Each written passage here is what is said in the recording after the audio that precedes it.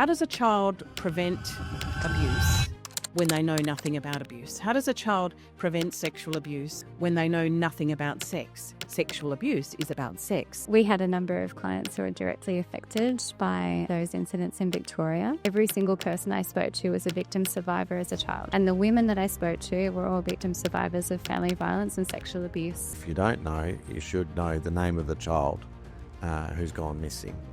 And it took literally several years of questions to finally get the system changed. If you're the parent and your child goes missing, you're dropping everything. You certainly know about it. You can attend mass, but you can't attend any of the events because you're not coming through the back door on my watch. Can you give me a document that says he will not commit another offence?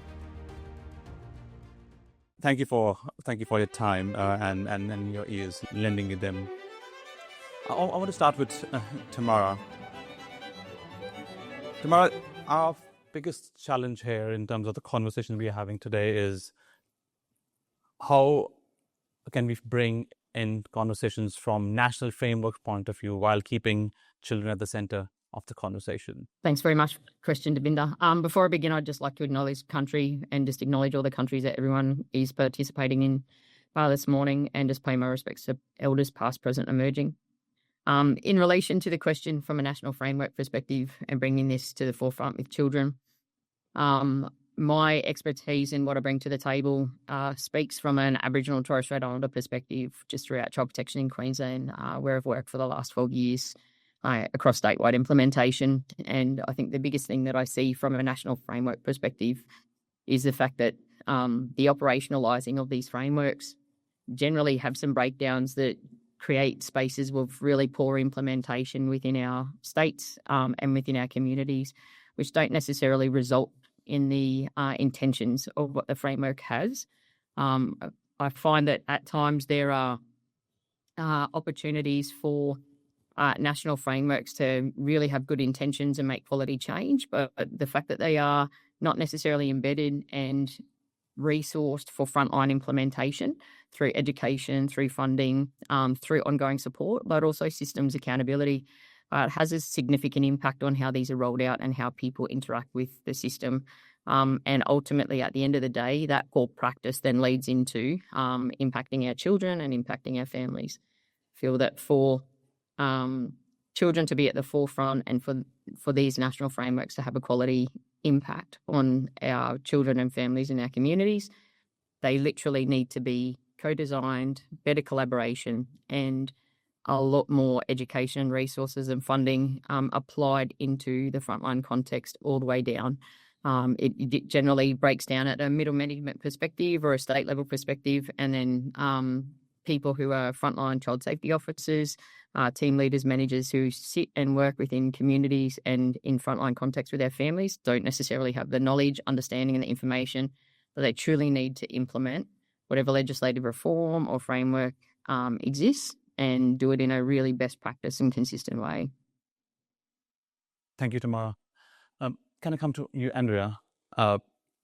You have worked extensively with the Catholic Archdiocese of Perth as a safeguarding lead, and you've led the conversation, which are difficult ones to be had, in a space where you are coming to the role through working with police and your experience with police. Could you tell in terms of how did you brought that idea of keeping kids at the center, children at the center in the conversation, and how were you leading those conversations with stakeholders who might not be on board on day one? Thanks, Steve. Well, I joined WA Police in 1986 at a time when policewomen did a very different role to the one they do today. As I always say, I graduated in high heel shoes. I wore a skirt, and they used to give us handbags, police issue handbags that we had to carry everywhere we went. But the reality was that our role back then was to respond to the physical and sexual abuse of children and women. And 2% of the police service were women. 98% were men, but it was the policewoman's role to respond to those services. I share that because that's where a lot of my reactive and frontline experience with family and domestic violence and child abuse comes from. So I spent 30 years with WA Police, and then the Royal Commission started, and the Catholic Church was shaping up to be the single largest contributor to the abuse of children in Australia for the period of inquiry. And indeed, it went on to be the single largest contributor. And in 2014, the Archbishop approached me and said, we want to be part of the solution. We understand where we're at and we want to be part of the solution. And so then I went across and I was with the Archdiocese for 7 years as the safeguarding director. But this was in 2014. Nobody was talking about safeguarding. There actually in Western Australia was no safeguarding. And my role now presented that I had to start a safeguarding program. There was nothing to go with. There was nothing to build from. We had to create it. And in an organisation where hierarchy was front and centre. But that was okay. I came from an organisation where hierarchy was front and centre. I came from an organisation where it was male dominated. In the early days, we had to, as policewomen, do things twice as good to be considered half as good. So I was used to that. But we're coming into, in the diocese, it was very difficult because of, preconceived ideas. But the Archbishop at the time was very proactive. And most of the clergy were really good. Some weren't, but most were really good. Was it a difficult task? It was incredibly difficult. How are we going to make it happen? Through conversations. And that's what I found worked.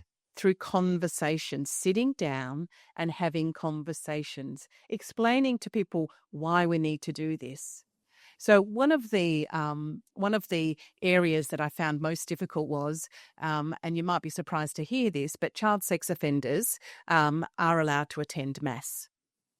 So there are a number of child sex offenders that may have gone into prison and come out, and they've been identified and they've been brought to my attention as the Director of Safeguarding. But it doesn't mean that they cannot attend Mass. They can attend Mass. But we have to put parameters in place. The safety of the children in the Mass has to have the priority. Well, that was one of the areas that I found most difficult. And obviously the clergy and a big part of the community found difficult for different reasons. But through conversations, telling them why we need to do this, telling them why we need to have church attendance agreements. So it wasn't the fact that they were coming to Mass, they were going to come to Mass. That was a given in the Catholic Church. It was about how do we create safety when they're attending Mass. And the congregation was on board with that. But many of the clergy didn't understand why we had to go to such extremes, so many measures that they had to sign off on when it came to a church attendance agreement. So they weren't really getting it. And that's where, again, I say the conversation, sitting down, having a conversation about it. And I'm going to pass it back to you, Dev, but I just want to give you an example. So I had a sex offender that was coming to Mass, and he wasn't happy that he had to be on a church attendance agreement. He wasn't allowed to stay behind for a cup of tea. He wasn't allowed to attend any of the fellowship events where children, or even if children weren't there, we said, no, you're not. You can attend Mass, but you can't attend any of the events because you're not coming through the back door on my watch. And that's the bit they used to struggle with. Then one of the priests supported that, but only until we had a really good conversation. So this gentleman said, I'm not going to sign that agreement. I should be allowed to come to Mass. I says, well, if you don't sign the agreement, you're not coming to Mass. And then he brought in his therapist. And his therapist said, I don't know why you're making him sign this. He hasn't offended for 12 years. And I said to his therapist, I says, well, can you sign a piece of paper? Can you give me a document that says he will not commit another offence? And the therapist went ashen and went, of course not. I'm not going to give you that. I can't tell you that. Exactly. Okay. And then we led into conversation again, and then he understood why he had to be on this agreement. And because of the conversation, he signed the piece of paper. Thank you. But it was difficult. And I think leading those conversations in a room of hierarchies is also a challenge. Claire, can I start with you here? We talked about, when we were talking, preparing for this conversation, the consistency of practice to be, when you are working with children at the centre, in multiple service offerings through different funding bodies, the consistency of practice. So could you elaborate on that idea? So I'm from Victoria. We operate on the lands of the Bunurong people and the Wurundjeri Woiwurrung people in beautiful Naarm. And we, like many of you, have to comply with many legislative frameworks and compliance models, and we receive funding from multiple funding bodies to deliver our services. And when I took on the role 4 years ago, I looked at our system and with my colleagues and board realised that we had to do a wholesale review of everything we did from the ground up, because we were compliant, but we weren't good at what we were doing in a lot of ways, because our practice, even though it was, responding to the law, had really embedded and systemic things in it that were actually harming children and harming our clients and resulting in worse outcomes. And it was the practice of the broader system. So things like a rules-based environment that was really punitive and refuge, things like curfews and other things that controlled and punished the women within our system, a framework that didn't correspond with human rights and our requirements to safeguard children and treat them as individuals with their own futures and their own ideas and their own decisions. And we realised that we could do better within the system that we operated in, and we had to start with the system to create change. And so we rebuilt our practice from our strategic plan all the way up into every policy and every procedure to embed human rights and centre every client as an individual. And I know you have a similar framework up here where you have to respond to targets. You have to report on KPIs to secure your funding. We all operate under these service models. But we have a unit-based system, which is about churn. And so one family, we often have women come to our service, they'll have 5, 6, 7 children. There'll be one unit. And a single woman will count as the same. So the child's invisible, in the metrics we report, in the data we report, and in the funding model. And alongside advocating for a better way of counting and understanding what we do, we had to lead the way in actually modelling a system where a child was an individual and at the centre of their own journey. And I think a lot of us would work in spaces where it's really difficult. You might have a child and a safe caregiver, and that safe caregiver's interests might be different to that of the child's. And that's a really impossible tension in specialist family violence services, because we have a responsibility to the family unit, but every single individual within it. And the only way to transform that type of practice was to change our operating model. So things like make sure that every child has their own case manager. So you have a case manager supporting the woman, you look at the family as a unit, you look at kinship and community as a really, really important factor, but the child as an individual gets their own service response and their own say in what they need. And that was a critical, critical change. And it actually meant that we were better at detecting and responding to risks and safety issues, because we were considering every individual's needs within that family unit, as well as the family unit as a whole. And I suppose, as leaders in the room, this is about reflection and accountability and being comfortable to look at your system and recognise when you're not doing so well and shine that light in, because there are always ways we can do better, particularly for children who often don't have a voice in spaces like this. Thank you. Thank you, Claire, for sharing that, the unit mother to focusing on that and advocating for that. Nick, can I come to you? Considering children at the center as the focus key point, could you explain that with an example of it, the kids who are in the care of the state and they go missing? And how have either we have done well or fared well? What's your assessment from that point of view? Yeah, thanks, Steph. And first of all, can I just take this opportunity to congratulate you on putting this conference together? It's an honour to be part of this panel and to be here with everybody this morning. This theme of making sure that the child is at the centre of this work. For me, it's about 10 years now, focusing on child protection in the WA Parliament in different roles. Initially in government, now in opposition, over 17 years overall in Parliament. And the observation that I would make is that we often talk about systems, we're talking about procedures, we're talking about policies, and all of these things are important. But very quickly, the focus becomes the system and we lose the focus on the child. And I'll give you a quick example of that. It took literally years of asking questions to finally get a change in our system, which should never have been necessary in the first place if we truly understood that the child was at the centre of what we're doing. In Western Australia, we have more than 5,000 children in the care of the state. People in this room will know that means that that's 5,000 children whose home circumstances are such that they are at such risk that the state has had to intervene and remove them and put them into state care. Now, at that point in time, the reality is that the state is the stand-in parent and should act as so, and the child should be at the focus of that arrangement. And so I was asking the government at the time, how many children in the care of the state's whereabouts are unknown. Now, again, people in this room will know that we're dealing with a diverse range of children out of this 5,000, and particularly the older that they get, sometimes they vote with their feet, and so they move.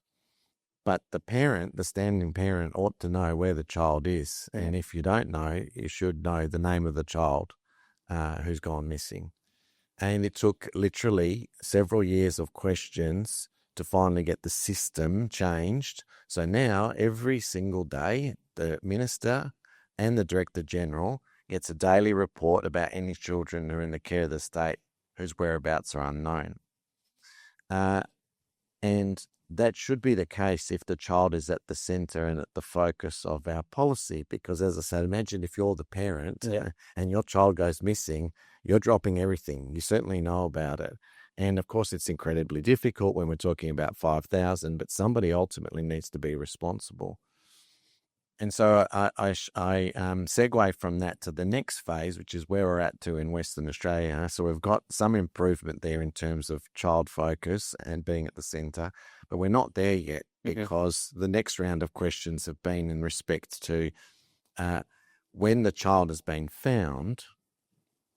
Have we checked if the child has been a victim of crime during the period of time that their whereabouts were unknown? Now, thankfully, we're talking about a handful of children whose whereabouts are unknown at any particular time. And thankfully, the period of time that their whereabouts are unknown is also short.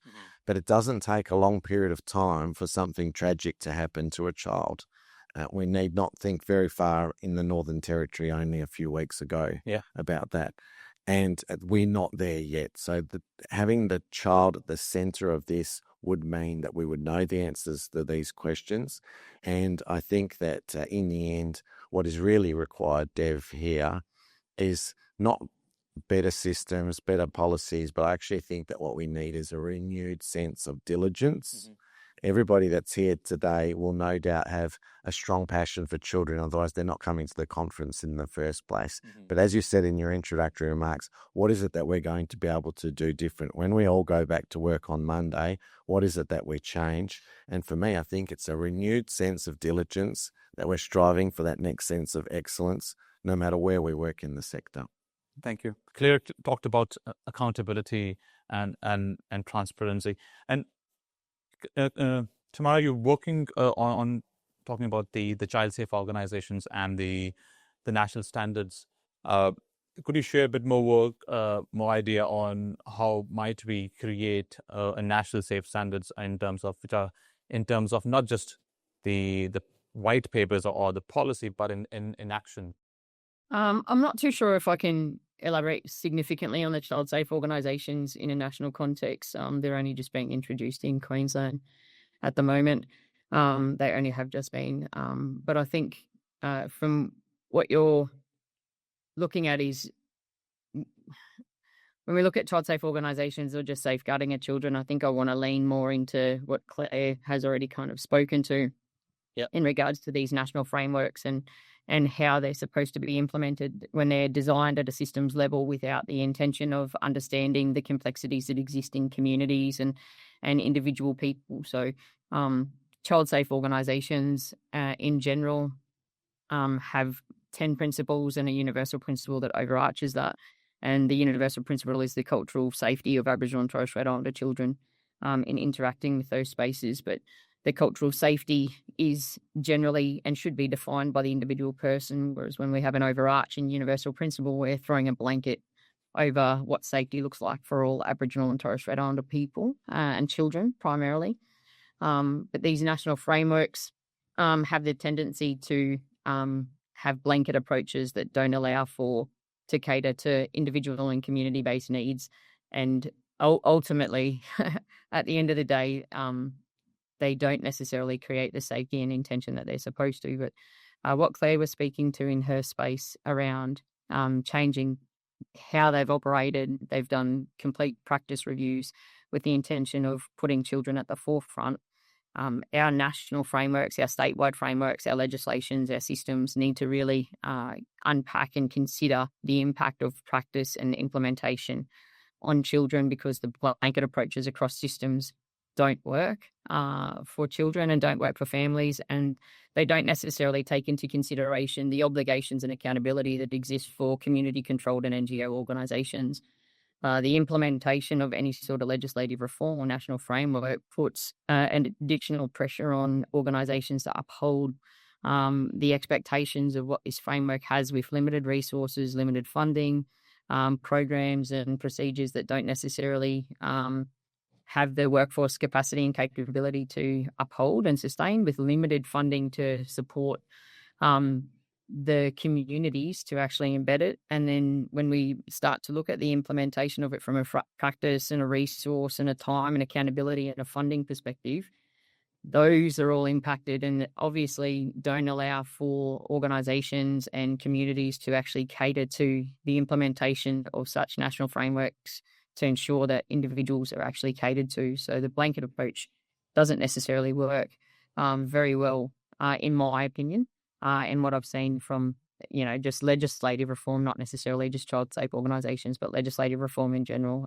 We've had significant changes here in the Queensland Child Protection Act, especially back in 2019, where we've looked at significant change in the application of the Aboriginal and Torres Strait Islander child placement principle that was not necessarily rolled out in a statewide context very well, under-resourced, and the programs that were developed were not designed and supported, not designed by or co-designed by Aboriginal and Torres Strait Islander community-controlled organisations, which then ultimately pushed programs that were supposed to be consistently rolled out across the state with limited funding, limited resources, limited training, and uncertainty of what the practice actually looked like. I was actually a part of one of the programs. I was an executive across that, and we got handed the legislative amendments 3 weeks prior to the program rollout, and we had to create our own practice. We had to create our own resources. We had to create our own referral systems. We had to create everything to try and embed this. And then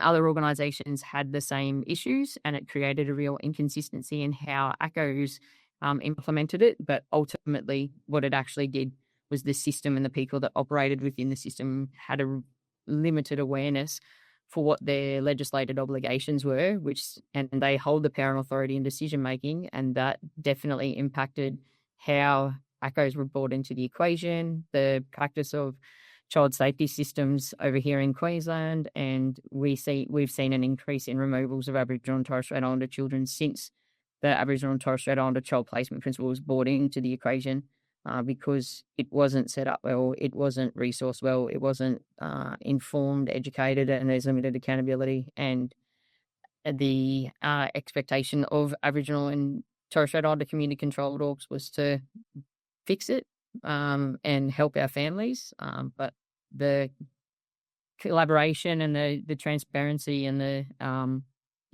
case coordination never happened in a practice context, but that was because at the top it didn't necessarily work down the way it should have. Thank you, Tamara. Can I come to Nick to you? There's a Polly Speak, which is all motherhood statement like every child has the right to feel safe wherever they are. And these are motherhood statements. And how can we go beyond what Tamara was saying? Having standards which are motherhood statements, and when you try to implement them, it requires funding and financial sources. And I don't want to, we should not be balancing two things, safety, and then you say, okay, we can't do because that's too much money or too much funding to be supporting. So either the balance is wrong, it should not be a balance, it should be, we should do that, or if it's a balance, then how do we balance? I'm going to say something that you're probably not really going to like, but it's a bit like my philosophy with regard to laws in parliaments. We don't need more laws. We've got so many laws. The law is not the problem. The problem is enforcing the law. And so when it comes to child protection, I'm really not persuaded and convinced that we need more systems, more policies, more procedures.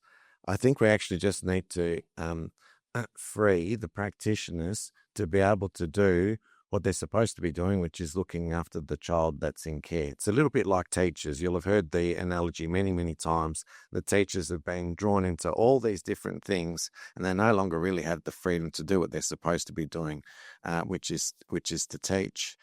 And so I think that when it comes to these various things, whether it's funding, whether it's another system and so on and so forth, goes back to my earlier point about a renewed sense of diligence, so that every single one of us, me, you, everybody in the room, the people who are not in the room, that there is a new desire, a fresh appetite. What is it that we're going to do differently next week? You may know the work of Stephen Covey. He was the author of The 7 Habits of Highly Effective People. And one of the very many principles he talked about was the difference between a circle of concern and the circle of influence. And so we're all concerned about all manner of things. We might be concerned about wars overseas. I might be concerned about the tragedy that happened in the Northern Territory only a few weeks ago. But these things are outside of my circle of influence. And so his point was that you continue to work diligently in your area of influence. And through that, you will see that it will grow larger and larger, closer to your circle of concern. So if the issue is funding, for example, then those who have the opportunity to influence that should do that with a fresh perspective of diligence, so that actually the funding truly meets what it should be, rather than us coming to yet another conference and there being another conversation about there not being enough funding or not enough processes or procedures and systems. So it's paring it right back. I think that's really what it's about, is that each individual person who's involved in the system has a French sense of diligence in the task that's in front of them. Thank you, Nick. Andrea, those child safe standards, and you have observed them and you have built them for your organizations you've worked for. How have you seen federally as well as statewide the evolution of the idea of child safety, the mindset? Have everybody come on board? How have they are trying to implement actions, as Nick was saying, then let's start doing rather than, having another piece of policy paper? Okay, well, in WA, we're still quite new in this space. We, in the work that I do, we help organisations build their safeguarding capacity, which is about compliance as well, but it's more than compliance. It's about how they do what they're supposed to be doing. The standards or the national principles are supposed to be, and you'll hear this, they're supposed to be of equal value and interrelated. But working in this space, I don't think they're of equal value. Some of them are more valuable than others. From an institutional point of view, it's about the people we are employing, and the methods we use to employ, and the paths we'll go down, and how serious are we about employing the right people. That's one of the most important areas for me. The other one is educating children. So national principle number 2, educating and empowering children and letting children know about their rights. I look at it like this. The horse has already bolted. Dev, you gave us the data at the beginning of this morning, and we're never ever going to catch up. We're never ever going to be in front of this. We're always going to be behind it. The horse is bolted. We're shutting the gate. And the reason we're doing that is because we haven't educated children to a large part. And I don't think we're still not there where the importance is on educating children.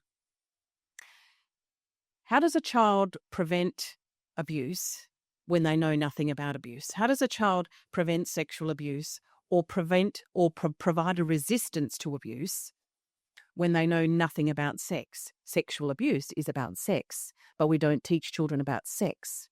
And we need to teach children about sex. It needs to be age appropriate. It needs to be developmentally appropriate and in line with the philosophies of the organisation, of course.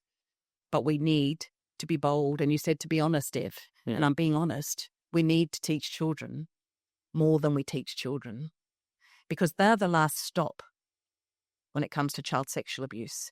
Initially, we used to talk in policing, we used to talk about family and actually, we didn't even talk about family and domestic violence. It was just domestic violence. It was just intimate partner violence back in the 80s. We weren't talking about family violence. And then we were talking about child abuse and neglect. Now, today we don't. We talk about family and domestic violence, and child abuse and neglect sits under that. So that means there's a whole range of topics we need to educate children on. And I think, Dev, that's where we're failing. Mm-hmm. We aren't seeing the strength of children themselves. Now, children are not responsible for protecting themselves. That's not what I'm saying. But we need to educate them for them to play their part. And I suppose that leads on what you're saying from the child's point of view, Nick, is that, we might think that it's out of their circle of influence, but it's not.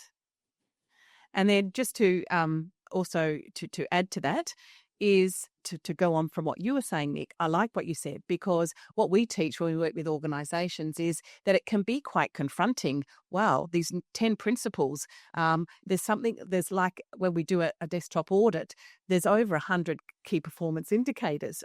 And this is something they've never even done before, and now they're going to have to do it. And if they don't do it, they're going to have to, they might not be able to operate. It's pretty confronting. And in Western Australia particularly, people aren't on that journey yet. We're just starting the journey. So what we say to organisations is exactly what you said, but in a different way, Nick, is we say, well, to get you to where you need to be and to embrace this and to start changing the culture, you have to understand that the problem exists. Well, we're all in the room today because we know the problem exists. We need to understand its significance. So you said 1 in 5, Dev, but that means 4 in 5 it's not happening to. But that doesn't matter. It's 1 in 5. 1 in 5 is significant.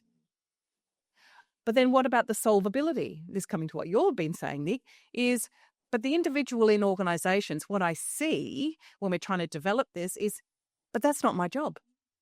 You mentioned that about teaching, but that's not my job. It is your job. It's everybody's job. Because me as your external consultant, it's not my responsibility on my own. I can't do it on my own. The Commissioner for Police can't do it on his own. As the lead director for PCYC, Police and Community Youth Centres, I can't do it on my own. You all have to be on the journey if this is going to work. Okay? And this is the bit that works with them. You don't have to solve the problem. What we're asking you to do is play your part. And that's the key. Is people have to understand they've just got to play their part. And when everybody plays their part, that's when safeguarding can become a reality. Thank you. Thank you, Andrea. Claire, there's a question from Slido, and thank you for asking questions on Slido and doing thumbs up. Australia has recently seen a spate of child sex offenders who worked in early childhood space, and then we saw a lot of bad news coming from Victoria. And what do you think, from your observation, what needs to change so that that never happens again? I should acknowledge this is outside my space, early child care. We had a number of clients who were directly affected by those incidents in Victoria. They were mostly from private educators, systems run for profit, and that often have poorer standards and poorer outcomes than community-run organisations, which is fairly well accepted in Victoria. And, I suppose it's that tension, right, between, yes, we don't want to choke organisations with regulation and compliance and oversight, but without it, these incidents happen. And, it's an offset thing that we've all heard. Regulations, laws are often written in blood and they are written in harm. And most frameworks that we have to operate under are a consequence of something terrible happening, often to a child. And I think we have to have that in mind when we talk about reform. There's a reason, that these laws and frameworks and obligations exist for organisations like ours, and they're important, even if they are difficult to implement. And it's our role as leaders to figure out how to implement them while also protecting our staff and letting them do what they do well, which is service delivery and client-facing work. I suppose my only reflection about those incidents in Victoria is that they apply to a for-profit system. And when you sell public services to the private market, we see this happen again and again. Thank you. Thank you, Claire, for trying to respond to that question. Andrea, can I come to you from Slido? This question is, noting the experience and expertise on the panel today, what role do men and boys socially, systemically, and in spaces like today have? Well, we know that what we're talking about today is fairly a gendered crime, not in its entirety, obviously, but it's fairly gendered and in all aspects of abuse to children and unsafety to children. So I think if you're part of the problem, you've got a responsibility to be part of the solution. And if you look at the room today, it's predominantly women. And it's predominantly women that work in this space. And we need more men in this space. We need more men encouraging young boys. We've just been given a grant through WA Police to go into the Midwest Gascoyne region and to start educating children and service providers with the target of 3 to 9-year-old children on family and domestic violence. Hasn't been done before, educational programs for children that age. And in that program, we're going to be heavily leaning towards male service providers, male mentors, not children, but adults, to play their part, because I have 4 boys and they're all adults now. And I know my 4 boys listen to my husband more than they listen to me. That's just in my family. That doesn't work in every family. But there is a lack of males in this space. And boys need males and the male influence. And so the short answer is it's a gendered problem. And so because males are part of the problem, they also need to step up and be part of the solution. Can I get Tamara to respond to the same question, please? I'm very much in agreement. Men definitely have to play a significant part in being a part of the solution in regards to this. I think there is a generational cycle that's starting to exist where men need to start playing a stronger part in mentoring and guiding young men who are, sitting in between spaces of 8 to 15. Most perpetrators of violence generally increase significantly from the age of 16. So it's around how do we educate young men early around their behaviours and education and anything in regards to, being better men in community as they grow up. This is definitely, it's not necessarily out of my forte. I most probably wasn't prepared for the question, so I do apologise. But I'm very much on the same page as the fact that men have to play a significant part in this being the solution, but there needs to be a deeper consideration for how men will educate and support young men to develop into quality people who have genuine care, who have genuine respect, and have a sense of morals around how to treat women and in general and young girls. And that starts in the earlier years around developing strong, good quality relationships with women and with men in general. But I think men have to be the drivers of it. They have to look at programs, design, collaboration, and play a critical part, because even if women went and designed programs or did anything from a community-based context, and have an expectation of men to implement it, it's not going to have the same impact as it would if men were sitting at the table and having those conversations on how they want to change the future of young boys in future generations. Thank you, Tamara. Nick?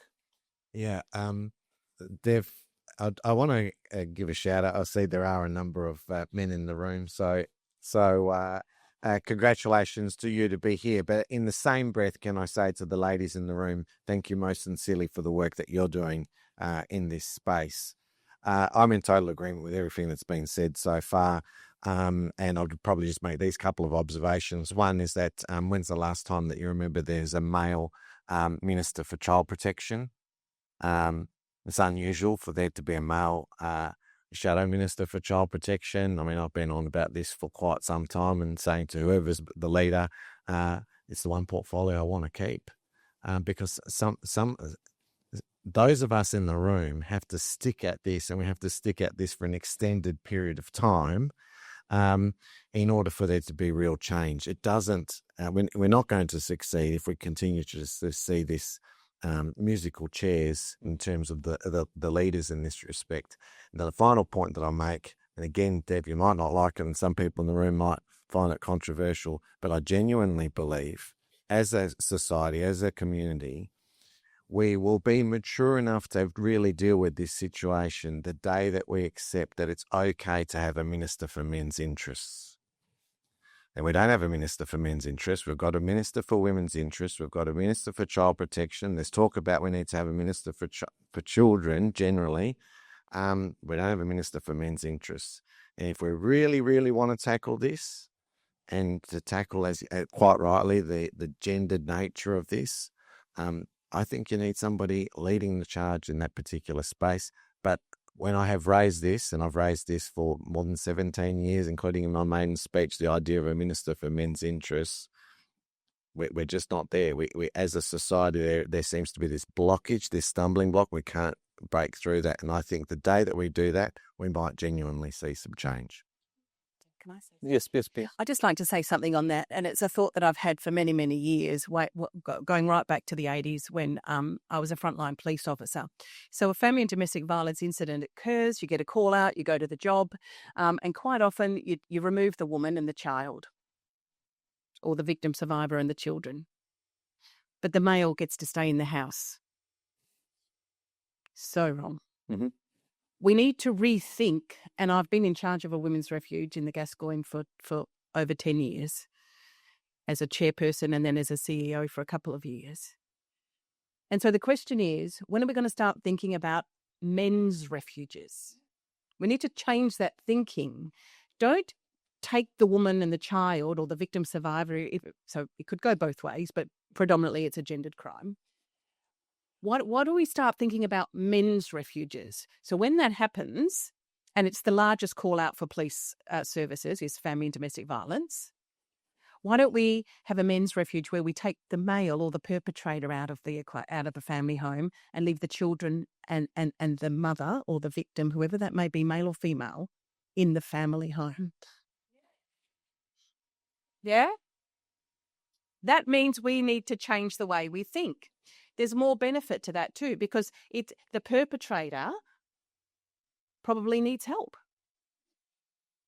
And by putting them in prison or putting them in the lockup for 24 hours, they're not getting help.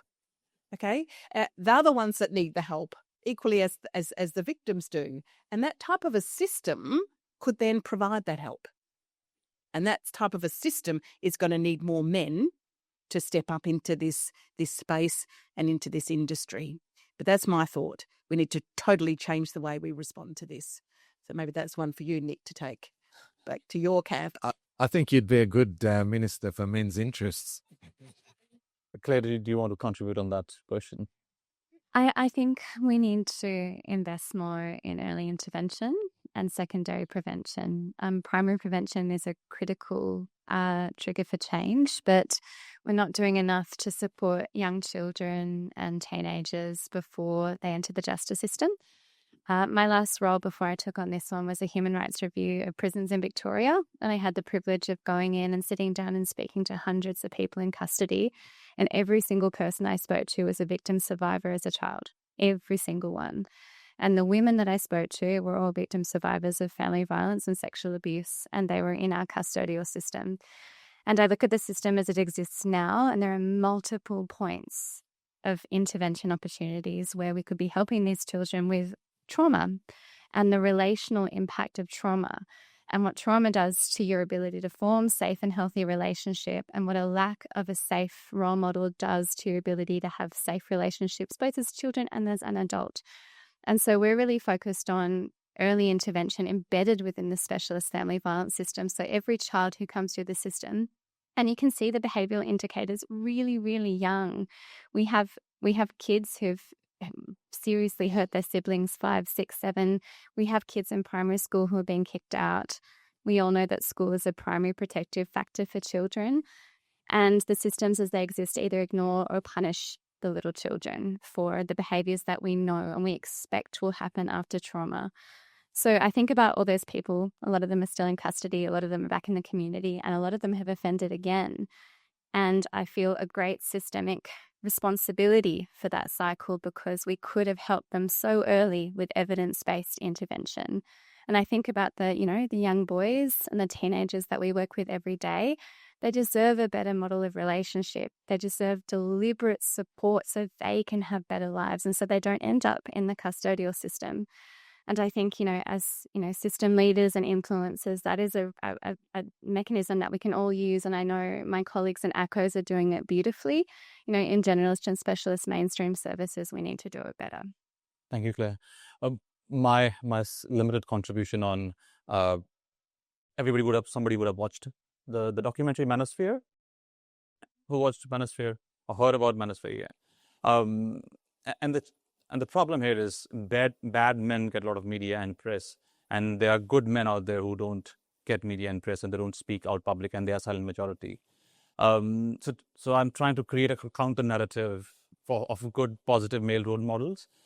We are I'm not doing a plug, but we are organizing an International Men's Day breakfast on 19th November in here, only to counteract the narrative of bad men, to present positive male role models from different sectors.